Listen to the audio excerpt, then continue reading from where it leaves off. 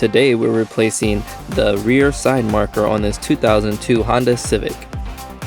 First, remove the clip here and peel it open. Here is where the bulb is located. Use a tool to grip the socket and twist counterclockwise. Be sure not to hold it too hard.